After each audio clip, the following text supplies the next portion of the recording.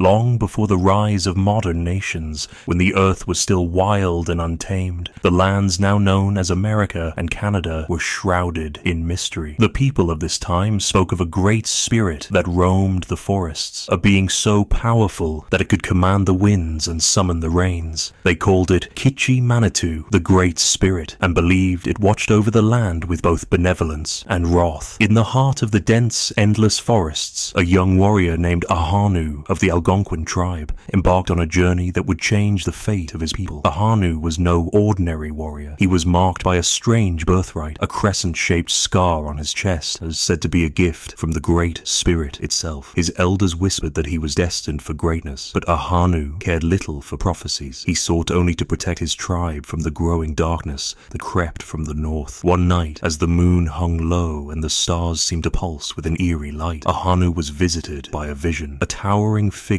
cloaked in shadows appeared before him, its voice echoing like thunder. "The land is dying," it said. "The balance is broken. To restore it, you must seek the heart of the world, hidden in the far north, beyond the frozen rivers and the mountains that touch the sky." The next morning, Ahanu gathered his spear, his bow, and a pouch of sacred herbs. He bid farewell to his tribe, promising to return with the salvation they desperately needed. As he ventured north, the forests grew darker, the air colder. Strange whispers followed him, and the animals seemed to flee at his approach. Yet Ahanu pressed on, driven by a force he could not name. Little did he know, his journey would not only determine the fate of his people, but also shape the destiny of the lands that would one day be called America and Canada. For the heart of the world was no mere stone. It was a power beyond comprehension, and its discovery would awaken forces long forgotten. Ahanu's journey led him deeper into the unknown, where the dense forests gave way to icy plains and jagged mountains that pierced the heavens. The air grew thin, and the sun, when it appeared, cast a pale, ghostly light over the frozen landscape. The whispers that had followed him since his departure grew louder, now forming words in a language he could not understand. Yet Ahanu pressed on, his resolve unshaken. One evening, as the wind howled like a wounded beast, Ahanu stumbled upon a small, hidden cave. Inside, he found an old woman with skin as weathered as tree bark and eyes that glowed like embers. She introduced herself as Nuna, a shaman who had been waiting for him. "The Great Spirit has guided you here," she said, her voice trembling with age and power. "But the path ahead is treacherous. The heart of the world is guarded by the Wendigo, a creature born of greed and despair. It will test your spirit, Ahanu,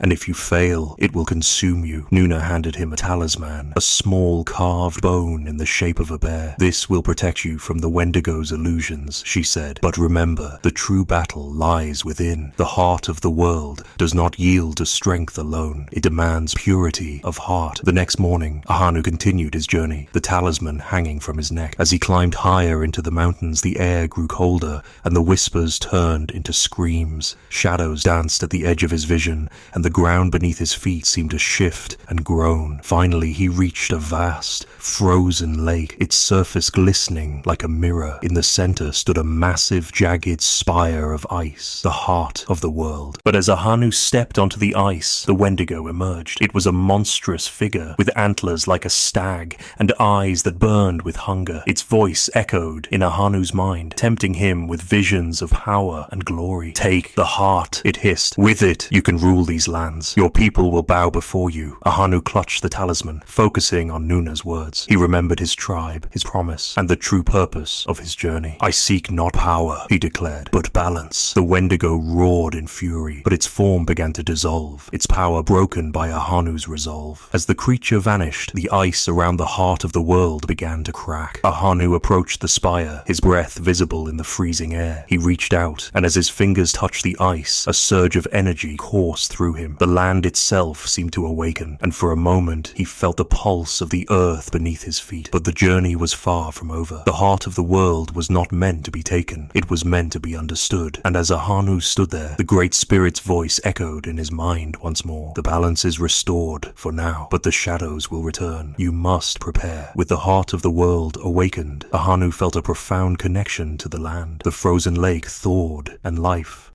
began to bloom around him. Flowers sprouted from the icy ground, and birds filled the air with song. The Great Spirit's voice lingered in his mind, a reminder that his journey was not yet complete. He had restored balance, but the shadows that threatened the land were not fully vanquished. As Ahanu made his way back to his tribe, he carried with him not only the wisdom of the heart of the world, but also a vision of unity. He saw a future where the people of the land would live in harmony, not as separate tribes, but as one. Along the way, he encountered other tribes, some friendly, others wary, but he shared his story and the lessons he had learned. Slowly, word spread of the warrior who had faced the Wendigo and awakened the heart of the world. When Ahanu finally returned to his people, they greeted him as a hero, but he did not seek glory. Instead, he gathered the elders and shared his vision. "The Great Spirit has shown me that our strength lies in unity," he said. "The shadows that threaten us will return, and only together can we withstand them." Over time, Ahanu's vision took root. Tribes that had once been rivals began to trade, share knowledge, and defend one another. The land flourished, and the people prospered. Yet, Ahanu knew that the balance he had restored was fragile. He spent the rest of his life teaching others to